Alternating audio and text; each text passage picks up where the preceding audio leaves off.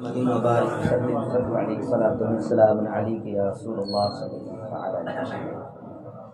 ماشاء اللہ کافی دیر سے آپ اور ہم سب نعت سرور کون و مکان صلی اللہ علیہ وآلہ وسلم سماعت کر رہے تھے اور بہت ہی اچھا سن رہے تھے، اور حضور کی نعتیں پڑھی جا رہی تھی۔ گویا ایسا لگ رہا تھا کہ ہم اور آپ گویا حضور کے مدینے میں بیٹھے ہیں۔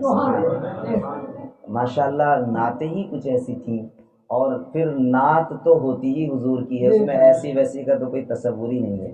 جو بھی بات ہو، جو بھی نعت ہو، وہ اچھی ہی ہوتی ہے ماشاءاللہ۔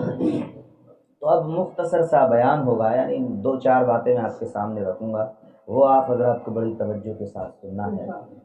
اور چونکہ آج کی یہ تقریب ہے شادی کے بعد بطور تشکر یعنی شکرانے کے طور پر اللہ کی بارگاہ میں محفل میلاد کا انعقاد کر کے اللہ و رسول کو راضی کرنا، اور کرنا بھی چاہیے۔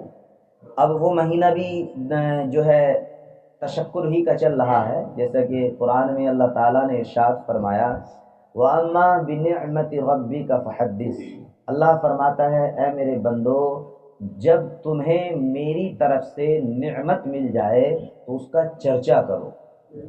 اب اللہ نے ہمیں بے شمار نعمتیں عطا فرمائی سجاد بھائی، اگر ہم غور فرمائیں تو کان اللہ کی بہت بڑی نعمت ہے۔ اگر آپ کو کان نعمت سمجھ نہ آئے تو پھر کسی بہرے سے پوچھ کر دیکھیے کہ کان کتنی بڑی نعمت ہے۔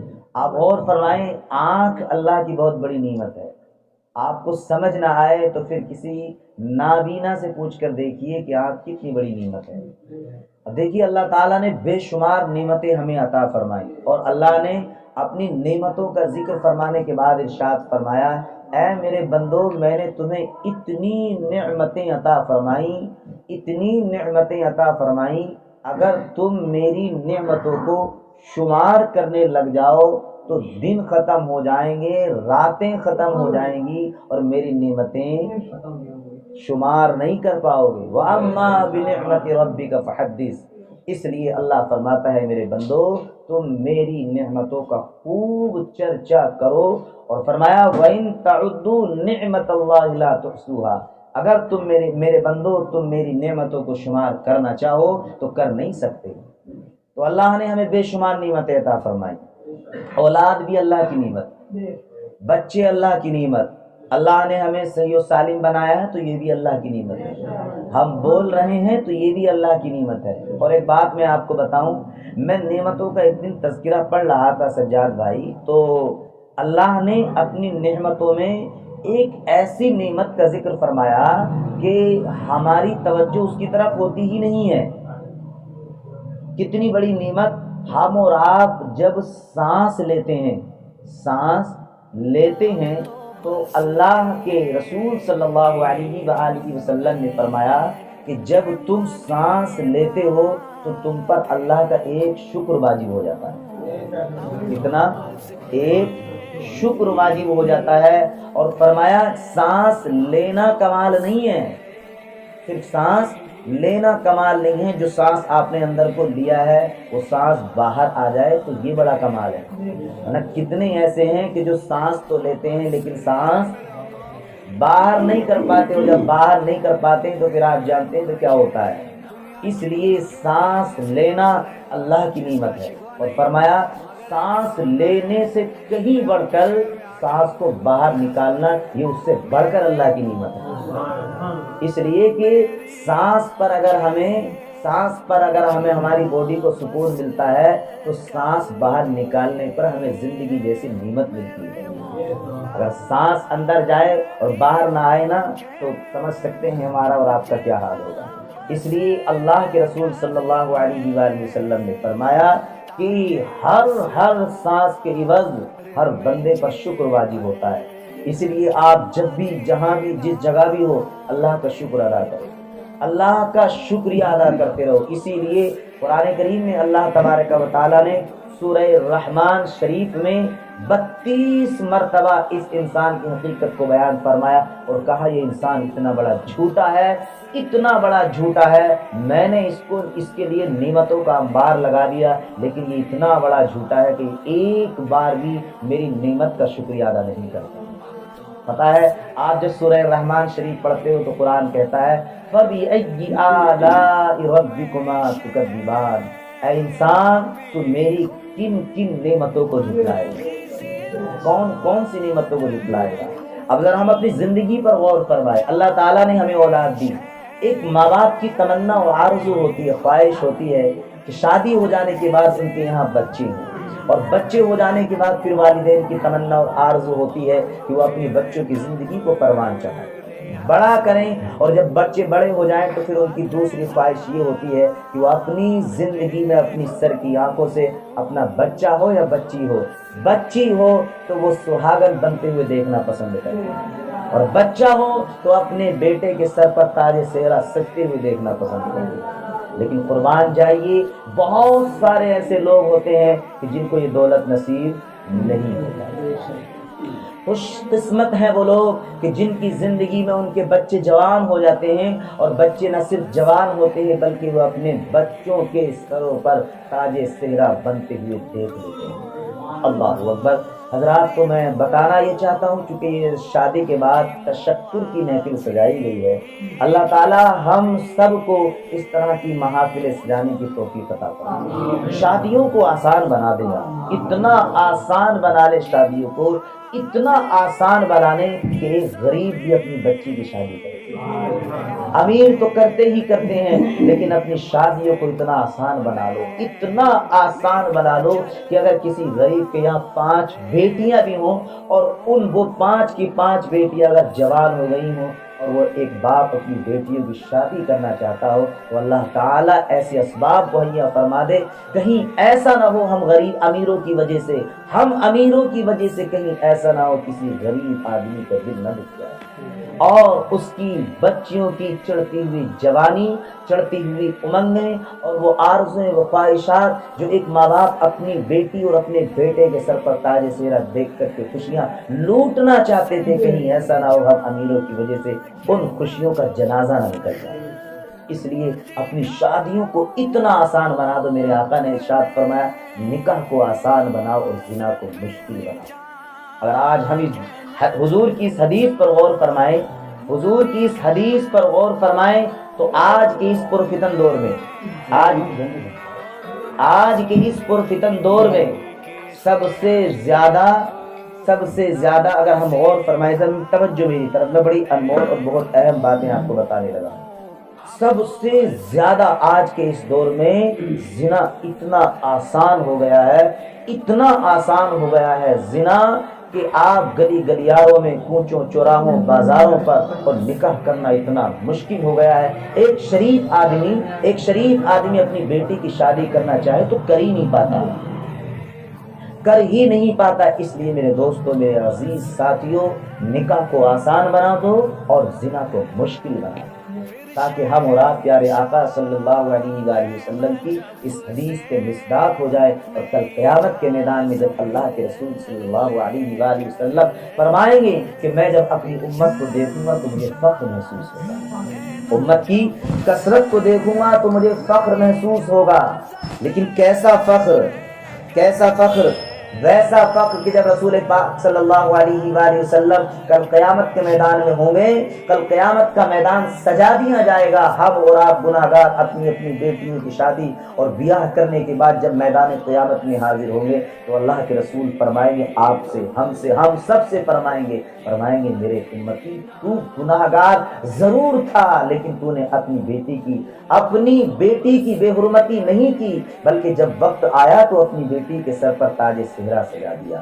اور رسول پاک صلی اللہ علیہ وآلہ وسلم فرمائیں گے اب جب کہ دنیا میں تیرا کوئی پرسان حال نہیں ہے، کوئی تیرا پوچھنے والا نہیں ہے، تو رسول پاک صلی اللہ علیہ وآلہ وسلم فرمائیں گے آج کل قیامت کے میدان میں جب تیری کوئی نہیں سنے گا تو محمد ابن عبداللہ اللہ کی بارگاہ میں تیری شفاعت کرے گا۔ آپ اندازہ لگائیے رسول پاک صلی اللہ علیہ وآلہ وسلم نے کتنے مزدہ جافزہ ہمیں اور آپ کو سنائے، اور فرمایا کہ میرے امتیوں جب تمہارے یہاں بچے جوان ہو جائے تو پہلی فرصت میں ان کی شادی نہ کرو۔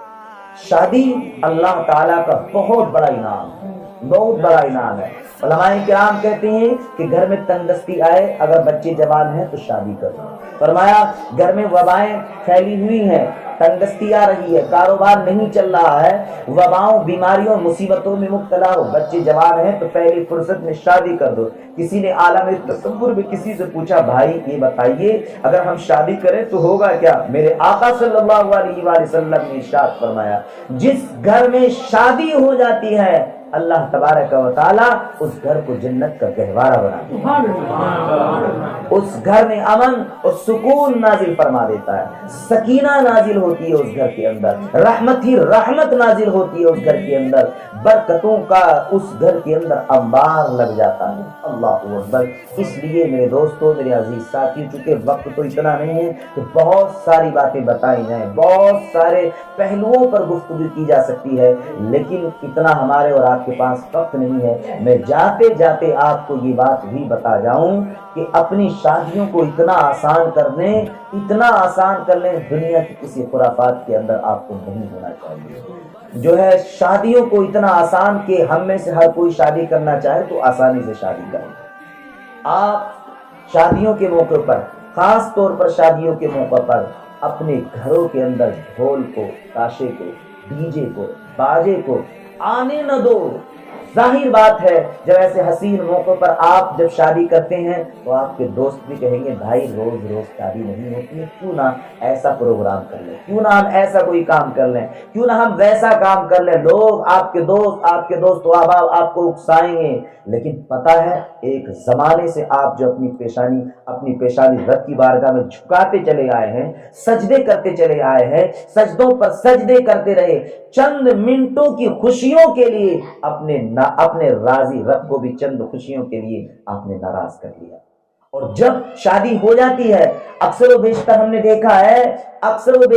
دیکھا ہے کہ جن شادیوں میں اس طرح کی خرافات ہوئی، واہیات ہوئی اور اس طرح کے سارے معاملات ہوئے، اللہ تبارک و تعالیٰ نے ان کی شادیوں کو، ان کے بیاہوں کے پروگرام کو برباد کر دیا، تباہ کر دیا، ہلاکت میں مبتلا ہو گئے۔ اور بعض جگہ تو ایسا بھی دیکھنے کو ملا ہے، چند دن ہوئے، مہینہ 2 مہینے گزرے، بات جو ہے طلاق کی نوبت تک آ جاتی ہے۔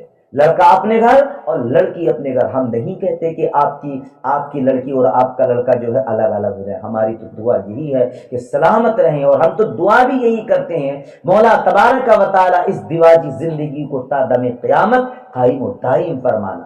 لیکن عزیزان ملت اسلامیہ، ہمارا ایک چھوٹا سا عمل، ہماری ایک چھوٹی سی برائی، ہمارا ایک چھوٹا سا گناہ ہمیں تباہ کاری کے دہانے پر کھڑا کر دیتا ہے، ہمیں برائیوں کے دہانے پر کھڑا کر دیتا ہے، ہم اس دہانے پر کھڑے ہو جاتے ہیں، اللہ اکبر، اس کا خمیازہ ہمیں زندگی بھر بھگتنا پڑتا ہے۔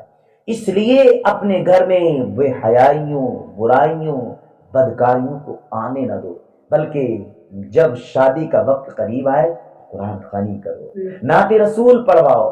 لڑکی کا پروگرام ہے تو کسی پڑھی لکھی لڑکی کو بلا کر کے اپنے گھر کے اندر اجتماعی ماحول قائم کر دو، چند خواتین کو بلا کر مسائل کا ذکر کر دیں، روزے نماز کی بات کر لیں، قرآن کی بات کر لیں، قرآن کی صورتوں کی بات کر لیں، قرآن کی کسی صورت کی تلاوت کر کے اپنے جو آپ کے گھر سے گزر چکے ان کے نام سے ایصال ثواب کی مجلس سجا کر ایصال ثواب کر دیں۔ قسم خدا کی، ادھر تم مجلس خیر سجاؤ گے اور ادھر تمہیں لگتا ہے کہ بیٹی کا یہ بھی خریدنا ہے، بیٹی کے لیے یہ بھی کرنا ہے، اور لگتا ہے کہ بیٹی کی شادی سر پر بوجھ بن چکی ہے۔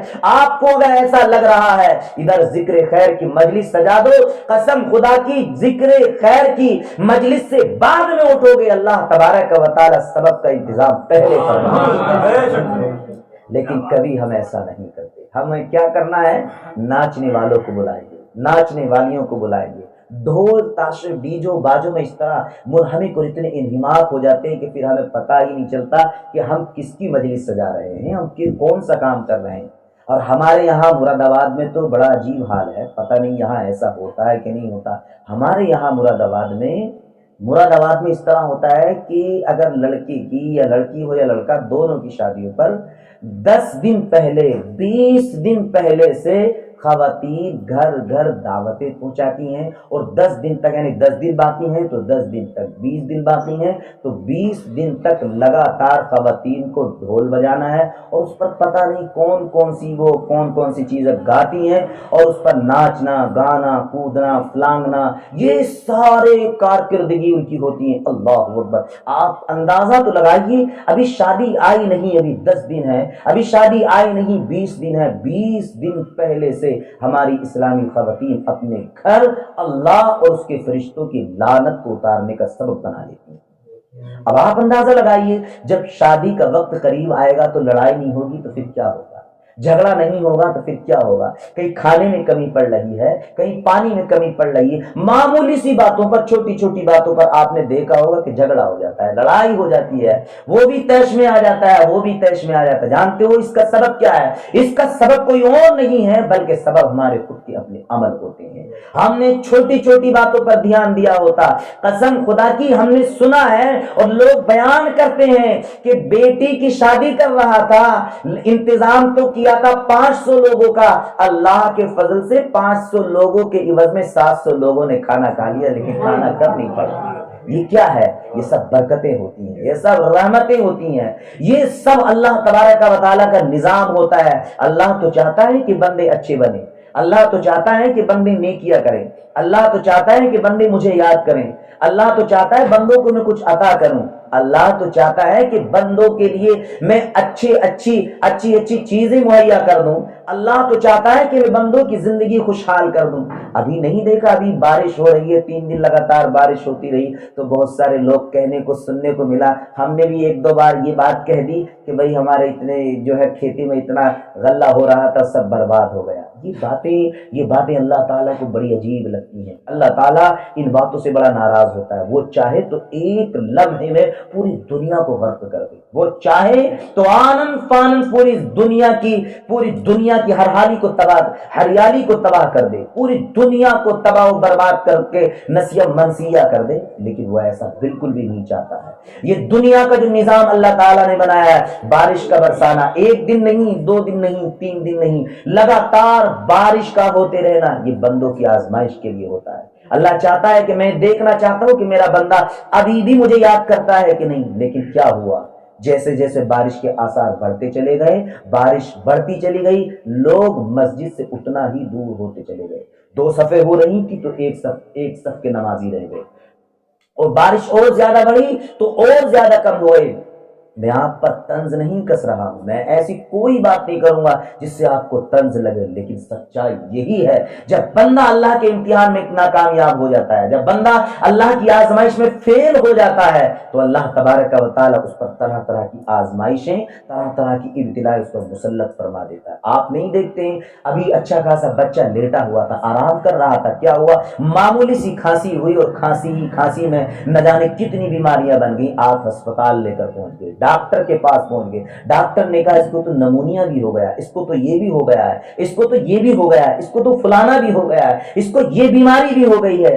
آپ لے کر گئے تھے 1000 روپے، لیکن جب ڈاکٹر کے پاس پہنچے تو ڈاکٹر نے بل بنا دیا 1 لاکھ کا۔ لیکن کیا کرتے ہیں آپ کو وہ 1 لاکھ روپے کا بل بھی پے کرنا پڑتا ہے، ادا کرنا پڑتا ہے۔ حضرات یاد رکھیے، اپنی زندگی کو آسان بنا لے، اپنی زندگی کو مشکل نہ بنائے۔ اور ہماری زندگی آسان کیسے بنے گی؟ جب ہم اپنی زندگی میں نیک کام کریں گے، برائیوں کو چھوڑ دیں گے، مشکلات کو ہم ترک کر دیں گے، بری باتوں سے ہم رک جائیں گے۔ یاد رکھیے ہماری زندگی اتنی خوشحال ہونے والی ہے، لیکن کب؟ جبکہ ہم اپنی زندگی میں حضور کی سنتوں کو داخل کر لیں گے۔ اور یہ صرف مردوں کے لیے نہیں بلکہ خواتین کے لیے بھی یہی حکم ہے۔ آج خواتین تو اپنے آپ کو شریعت سے بالکل بری ذمہ سمجھتی ہیں، وہ سمجھتی ہیں کہ شریعت کے احکام تو صرف مردوں پر ہے، شریعت کے احکام تو صرف مردوں پر ہے، مرد ہی نماز پڑھیں، مرد ہی زکات دیں، مرد ہی قرآن کی تلاوت کریں، مرد ہی ذکر و اذکار کریں، مرد ہی اچھے کام کریں، عورتوں کے لیے کچھ بھی نہیں۔ یاد رکھیے، جب ایک ہماری بہن،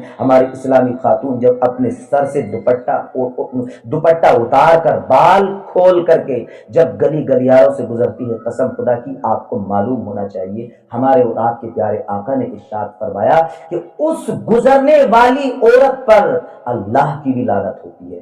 فرشتوں کی بھی لعنت ہوتی ہے. اور سب سے بڑی بات میں آپ کو بتاؤں، فرشتے بھی لعنت کرتے ہیں، اللہ بھی لعنت کرتا ہے، رسول اللہ بھی لعنت کرتے ہیں، اور رسول اللہ کی امت بھی لعنت کرتی ہے.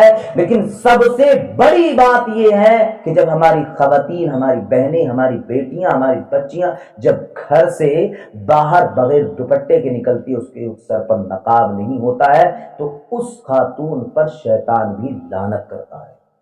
اب آپ اندازہ لگا سکتے ہیں کہ وہ کتنی منحوس عورت ہوتی ہے، وہ کتنی لعنتی عورت ہوتی ہے. اور جب وہ سارے بازار، ساری مارکیٹ اور سارے زمانے کی ساری جگہوں پر گھوم پھر کر لعنت کا بوجھ اکٹھا کر کے جب وہ اپنے گھر آتی ہے، تو جانتے ہو پھر تباہ کاریاں کس طرح سے جنم لیتی ہیں، پھر بربادیاں کس طرح سے جنم لیتی ہیں، پھر کیا کیا ہوتا ہے. حدیث رسول میں آیا، ایک خاتون پازیب پہن کر جب راستے سے گزرتی ہے اور اس پازیب کی جھنکار کی آواز جب کوئی غیر محرم آدمی سن لیتا ہے، تو اللہ کے رسول صلی اللہ علیہ وآلہ وسلم نے ارشاد فرمایا، یہ عورت نماز پڑھ کر سجدے کر کے اور نہ جانے کون کون سی تلاوت وظائف پڑھنے کے بعد بھی یہ اللہ کی بارگاہ میں دعا کرے، تو اللہ کے رسول صلی اللہ علیہ وآلہ وسلم نے فرمایا، اگر غیر محرم آدمی اس عورت کے پازیب کی آواز سن لے تو 40 دن تک نہ اس کی نماز قبول ہے، نہ اس کی دعا قبول ہوتی ہے. آپ اندازہ لگائیے، 40 دن تک. اس لیے اسلامی خواتین سے میری پرخلوص گزارش ہے کہ اپنے آپ کا خیال رکھیں. شادیوں کے بعد خاص طور پر اس چیز کا خیال رکھنا چاہیے، اور یہ بہت زیادہ ضروری ہے. آج تو ایک باپ اپنے بیٹے کو بتانے کے لیے تیار ہے، ایک ماں اپنی بیٹی کو سمجھانے کے لیے تیار ہے، جبکہ یہ ہماری اور آپ کی زندگی میں سب سے اہم اصول ہوتے ہیں کہ ان ٹاپکس پر اپنے گھر میں رہتے ہوئے اپنی بچیوں کو، اپنے بچوں کو ضرور سمجھائیں، ان کو دین ضرور سکھائیں، ان کو قرآن کی تعلیم ضرور دیں. اگر آپ قرآن کی تعلیم نہیں دیتے ہیں، دین نہیں سکھاتے ہیں، چھوٹی چھوٹی باتیں نہیں بتاتے ہیں، تو جانتے ہو بڑے ہو جانے کے بعد آپ کے بچوں کی زندگیاں تباہ ہو جاتی ہیں، برباد ہو جاتی ہیں. آج 80% لڑکیاں ایسی ہیں کہ جن کی شادی ہو جانے کے بعد وہ شادیوں کا رشتہ یعنی شادیوں کا بندھن مشکل سے 1-2 سال چلتا ہے، اور 1-2 سال کے بعد لڑکا الگ ہو جاتا ہے اور لڑکی الگ ہو جاتی ہے. اس کے ذمہ دار کون ہیں؟ اس کے ذمہ دار والدین ہیں. ان والدین، نالائق والدین نے اپنے ان بچوں کی اچھے سے تربیت نہیں کی، ان کو دین نہیں سکھایا، ان کو اچھی سوسائٹی نہیں دی، ان کو اچھا معاشرہ نہیں دیا، ان کو اچھی تہذیب نہیں دی، ان کو قرآن کی تعلیم نہیں دی. اور جہاں یہ ساری چیزیں نہیں ہوتی ہیں پھر وہاں ایسا ہی ہوتا ہے. اس لیے میرے دوستو، نہ پھر کوئی تعویذ کام آنے والا ہے. آپ مسجد کے امام صاحب کے پاس جائیں گے، امام صاحب بیٹا ہمارا کہنا نہیں مانتا ہے، آپ کہیں گے کہ کوئی تعویذ کر دے. یاد رکھیے، اگر آپ خود سے اپنے آپ کو بدلنا نہ چاہیں تو میں کیا دنیا کا کوئی انسان بھی نہیں بدلے گا. اور خود اللہ کہتا ہے، اللہ فرماتا ہے کہ جب تک بندہ اپنی حالت خود سے بدلنا نہ چاہے تو میں اللہ ہو کر بھی اس کی حالت کو نہیں بدلتا ہوں. اس لیے میرے دوستو، اپنے آپ کو بدلنا ہوگا، اپنے گھروں کا نظام بدلنا ہوگا. اور دراصل ان تقریروں کا، میلاد خانی کا مقصد ہی یہ ہوتا ہے کہ وہاں اسلام کی بات کی جائے، وہاں دین کی بات کی جائے. یہاں شادی ہوئی تو شادی کے معاملات کی کچھ بارے میں بتایا جائے. اکثر و بیشتر دیکھا ہوگا، ہم بہت ساری جگہوں پر یہ سننے کو ملتا ہے اور نکاح پڑھانے کا موقع ملتا ہے تو وہاں کیا ہوتا ہے، جیسے جب مہر کا مسئلہ آتا ہے تو اکثر و بیشتر لڑائی جھگڑے دیکھنے کو ملتے ہیں. لڑکی والے کہتے ہیں کہ مہر اتنا ہونا چاہیے، یعنی مہر کی تعداد اتنی بڑھا دیتے ہیں اس لڑکی کی حیثیت. وہ لڑکا صرف جو ہے 200-300 روپے کمانے والا، اب اس کے اوپر آپ 1 لاکھ روپے کا مہر لا دے. تو ایمانداری کے ساتھ بتائیے، کیا وہ 1 لاکھ روپے اپنی بیوی کا مہر ادا کر پائے گا؟ ہرگز نہیں. اب وہ لڑکا صرف 500 روپے کماتا ہے، آپ نے اس کے اوپر مہر لا دے دیا 5 لاکھ کا. اپنے محلے میں بہت سارے ایسی شادیاں ہوئی، ایسے نکاح ہوئی جہاں نکاح پڑھانے کا موقع ملا، ایک جگہ تو 4,786 روپے مہر میں باندھے گئے. ہم نے کہا بھائی آپ ایسا کیوں کر رہے ہیں؟ اس غریب کو جیتے جی اس کو کیوں مارنا چاہتے ہیں؟ وہ کیسے ادا کر پائے گا؟ ظاہر بات ہے، آپ نے اگر 1 لاکھ 2 لاکھ 4 لاکھ کا مہر باندھ بھی دیا تو کیا کریں گے؟ آپ ادھاری تو باندھیں گے. کہا بھائی 786 نقد کر لو اور 4 لاکھ ادھار کر دیں، یہی ہوگا، یہی صورتیں نکالتے ہیں۔ اور آپ مہر کم باندھیں گے 11,786 یا 7,786 مہر باندھیں گے تو آپ نقد ادا کر دیں گے۔ اب ذرا سنیے گا، اگر آپ کم مہر باندھتے ہیں تو نقد ادا کریں گے، زیادہ باندھیں گے تو ادھار کریں گے۔ ادھار میں کیا خرابی ہے اور نقد میں کیا فائدہ ہے؟ نقد باندھو گے تو پہلا فائدہ یہ کہ جلد ادا ہو جائے گا، اور بیوی کے ذمے سے بھی وہ شوہر، اس بیوی کا شوہر جو ہے خود بردار ہو جائے گا، اور وہ جو ہے قرض سے بری ہو جائے گا۔ لیکن ہوتا کیا ہے، اس کو قرض دار بنا دیا جاتا ہے۔ اب یاد رکھیے، اسی اثنا میں اگر وہ قرض داری کی حالت میں اس بیوی کا شوہر مر جاتا ہے، انتقال کر جاتا ہے، تو ایک بہت بڑی تباہی اس پر یہ ٹوٹ پڑتی ہے، بہت بڑی تباہی اس پر یہ ٹوٹ پڑتی ہے کہ اگر اسی حالت میں اس کا انتقال ہو گیا اور بیوی نے اپنا مہر معاف نہ کیا،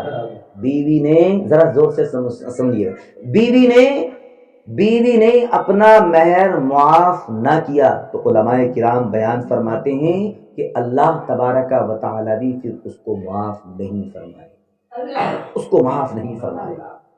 خدا نہ کرے کہ یہ نوبت ہمارے اور آپ کے اوپر بھی آ جائے، تو میں اکثر و بیشتر اس طرح کی میلادوں میں اس کا تذکرہ ضرور کرتا ہوں تاکہ ان تک یہ پیغام پہنچ جائے۔ تو مہر کم سے کم باندھنا چاہیے اور جلد سے جلد ادا کرنا چاہیے، لیکن جلدی آپ ادا کرو گے تو فائدہ کیا ہوگا؟ بھائی یہ دنیا اسباب کی دنیا ہے، یہاں ہر کسی کو فائدہ چاہیے۔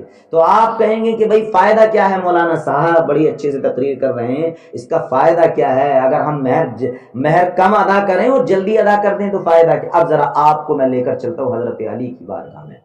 آپ رضی اللہ تعالیٰ عنہ نے بھی اپنے غلاموں سے کہا تھا، حضور کے امتیوں، میرے غلاموں سنو، مہر کم باندھا کرو اور جلد سے جلد ادا کیا کرو۔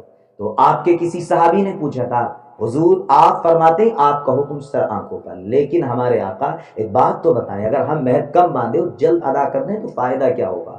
ہمیں ملے گا کیا؟ آپ بھی مجھ سے سوال کر سکتے ہیں، بھائی آپ کہہ رہے ہیں مہر کم باندھو جلد ادا کریں، تو جلدی ادا کرنے سے فائدہ کیا ہوگا؟ تو پہلا فائدہ تو یہ ہے کہ مہر ادا ہو جائے گا، آپ قرضے سے بچ جائیں گے۔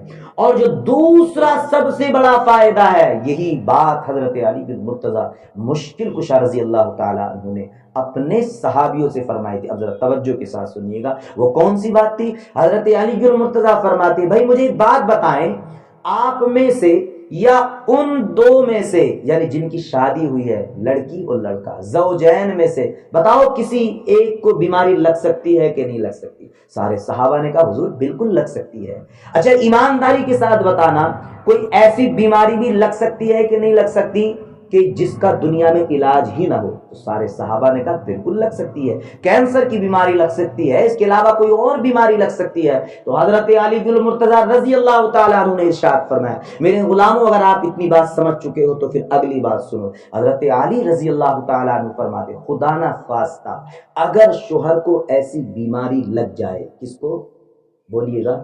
شوہر کو ایسی بیماری لگ جائے جس بیماری کا علاج دنیا میں ہو ہی نہ، شفا دنیا میں رکھی ہی نہ ہو، بلکہ دنیا کے تمام طبیب، تمام ڈاکٹر، تمام حکیم، تمام پڑھنے لکھنے والے اس بندے کو لا علاج کر چکے ہیں اور کہہ چکے ہیں اب تو اس کا علاج صرف موت ہے، موت آئے گی تو شفا ملے گی، موت کا فرشتہ آئے گا تو شفا ملے گی، یہ سارے کام ہوں گے تو پھر شفا ملے گی۔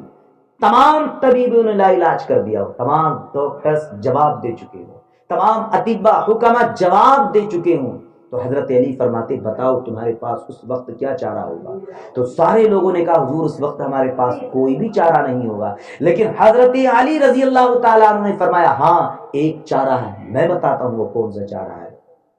حضرت علی نے فرمایا وہ بیوی جس کا شوہر لا علاج ہو چکا ہو، تمام طبیب، تمام اطباء، تمام ڈاکٹرز، تمام حکیم لا علاج کر چکے ہوں اور کہیں اس کا علاج نہ ملتا ہو، تو اس عورت کو چاہیے، اس بیوی کو چاہیے، اس خاتون کو چاہیے جس کا شوہر بیماری میں مبتلا ہے، وہ جو مہر کا پیسہ رکھا ہوا ہے نا، یا اس نے مہر کا پیسہ محفوظ رکھا ہوا ہے، تو اس مہر کے پیسے سے اپنے شوہر کا علاج کرائے۔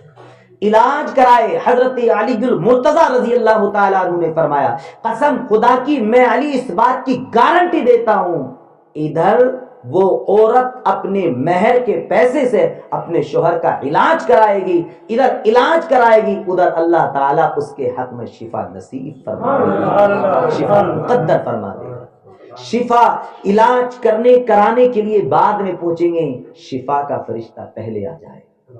اور اتنا ہی نہیں بلکہ علماء نے تو اس کی وضاحت میں یہاں تک لکھا ہے کہ اگر کسی شوہر کا کاروبار نہ چلتا ہو تو اس کی بیوی کو چاہیے، یہ شوہر مانگے نہ بلکہ بیوی کو چاہیے، شوہر مانگے نہ بیوی کو چاہیے۔ کہا میرے سرتاج پریشان کیوں ہوتے ہو، کاروبار نہیں چل رہا ہے، پیسے نہیں ہیں مزدوروں کو دینے کے لیے تو گھبرائیے گا نہیں، کاروبار نہیں چل رہا ہے، کپڑا نہیں خرید پا رہے ہو تو گھبرائیے گا نہیں، دکان نہیں چل رہی ہے، مٹیریل کم ہو گیا تو پریشان مت ہوئیے گا۔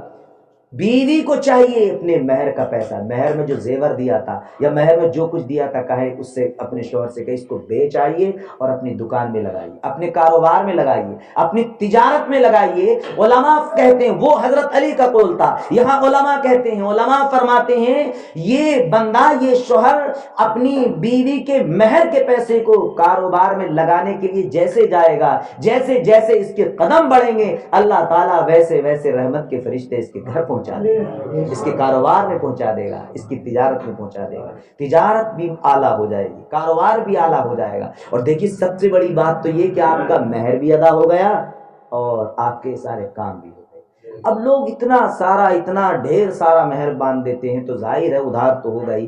اس لیے ایک مشورہ میرا آخر میں یہ ہے، اللہ تعالیٰ آپ کو توفیق دے تو اپنے بچوں کی شادیاں کریں، تو اپنے بچوں کی شادیوں اکثر و بیشتر مہر کے بارے میں باپ ہی سے پوچھا جاتا ہے، کوئی نہیں پوچھتا دولہا سے کہ بھائی تو کتنا ادا کرے گا، تیری کتنی حیثیت ہے، تیری کتنی وقعت ہے، تو کتنا کماتا ہے، کتنا ادا کر سکتا ہے، یہ کوئی بھی شوہر سے نہیں پوچھتا ہے۔ جو بھی پوچھتا ہے ابا جی سے پوچھتا ہے، جبکہ ابا کا تو حق ہے ہی نہیں، ابا کی ذمہ داری تو ہے ہی نہیں، ذمہ داری تو شوہر کی ہے۔ بہرحال میں آپ کو یہ بھی بتانا چاہتا ہوں کہ اگر آپ اپنے یہاں بچوں کی شادی کرنا چاہتے ہو یا خود اپنی شادی کرنا چاہتے ہو تو اپنے بچوں کے مہر میں زیورات کا تعین کریں۔ کیا کریں؟ زیورات کا تعین کریں، یعنی مہر میں پیسے نہ باندھو، 1,00,000-2,00,000 روپے نہ باندھو، بلکہ 1,00,000-2,00,000 روپے باندھنے ہی ہیں تو 1,00,000-2,00,000 کی جگہ کوئی زیور بنا دو، تاکہ ظاہر بات ہے بھائی، ہو سکتا ہے ذہن میں یہ بات آئی کہ کسی طرح کی بھائی پیسے اگر ہم نے نقد ادا کر دیے تو کہیں ایسا نہ ہو کہ یہ لڑکی اپنے ابا کو دے آئے، اپنے بھائی کو دے، جبکہ ایسا وہ نہیں کرے گی۔ اب وہ بھی جان چکی ہے کہ اب میرا گھر، اصلی گھر تو میرے شوہر کا گھر ہے، میرا اصلی گھر تو میرے شوہر کا گھر ہے۔ اب جو والدین تھے وہ تھے، لیکن اب جو میرے والدین ہیں میرے شوہر کے والدین ہیں، شوہر کا والد میرا والد ہے، شوہر کی ماں اب میری ماں ہے، یعنی جو کام اس کے اپنے سگے والدین کے ساتھ ہوا کرتے تھے اب وہ سارے حقوق، وہ ساری چیزیں تبدیل ہو چکی ہیں۔ اسی لیے فرمایا کہ عورت کئی روپ لیتی ہے، کئی رنگ بدلتی ہے۔ یہ عورت کبھی کسی کی بیٹی ہوتی ہے، یہ جب بڑی ہو جاتی ہے، یہ اگر اس کے یہاں کچھ اور کوئی بھائی پیدا ہوتا ہے تو یہ عورت کسی کی بہن بن جاتی ہے، یہ عورت کچھ اور تھوڑا اور رنگ اختیار کرتی ہے تو یہ کسی کی بیوی بن جاتی ہے، فرماتے ہیں یہ کسی کی دادی بن جاتی ہے، پھر اور رنگ اختیار کرتی ہے تو پھر کسی کی نانی بن جاتی ہے، یہ پھر کسی کی تائی بن جاتی ہے۔ لیکن مرد تو وہ وہی کا وہی ٹھہرا، ایک ہی رہا۔ تو یہ عورتوں کو اللہ تعالیٰ نے بڑے مقام دیے، بڑا احترام دیا، اور اسی وجہ سے اللہ تبارک و تعالیٰ نے، اللہ کے پیارے رسول صلی اللہ علیہ وآلہ وسلم نے ارشاد فرمایا کہ اللہ تعالیٰ نے پوری جنت کا نظام ایک عورت کے قدموں کے نیچے رکھ دیا۔ عورت کا مقام بہت بلند ہوتا ہے، تو کبھی بھی یہ عورت آپ سے بے وفائی نہیں کرے گی، کبھی آپ سے غداری نہیں کرے گی، بشرطے کہ آپ کو اپنے حساب سے کام کرنا چاہیے، اپنے حساب سے کام کرنا چاہیے، اپنی ضرورتوں کو بھی سمجھیں، اپنی خواتین کی ضرورتوں کو بھی سمجھیں، تمام تر ضروریات کا خیال رکھتے ہوئے جب آپ اپنی گھر کی تمام چیزوں کو مینٹین کرتے ہیں، ان کو صحیح کرنے کی کوشش کرتے ہیں، تو پھر اللہ تبارک و تعالی ہمارے گھروں کو جنتی گہوارہ بنا دیتا ہے۔ اس لیے آپ اپنے بچوں کی شادیوں میں مہر کی جگہ زیور کا تعین کرنا ہے، روپے اور پیسے کا تعین نہیں کرنا۔ کریں گے نا انشاءاللہ؟ انشاءاللہ۔ اب ظاہر بات ہے بھائی، وہ روپیہ پیسہ اگر دے بھی دیا تو اگر وہ گھر لے کر نہیں بھی گئی، باپ کو ماں کو نہیں بھی دیا، اپنے پاس رکھے گی، 2-4 دن، 10-20 دن، مہینہ 2 مہینے، سال 2 سال کے بعد ہو سکتا ہے کوئی ضرورت پیش آئے، وہ پیسے خرچ ہو جائے، لیکن زیور بنا دیا ہوگا تو جلدی سے خرچ نہیں کرے گی۔ تو ضرورت آئے گی تو پھر وہ خرچ ہوگا، جب موقع آئے گا تو پھر وہ زیور خرچ ہوگا، اور نہیں آئے گا تو پھر گاڑی چلتی رہے گی، اور جب تک چلتی رہے تو چلاتے رہیں۔ اللہ تعالیٰ کی بارگاہ میں دعا ہے، میرے کہنے میں اور آپ کے سننے میں جو بھی غلطیاں خامیاں ہوئیں، مولا تعالیٰ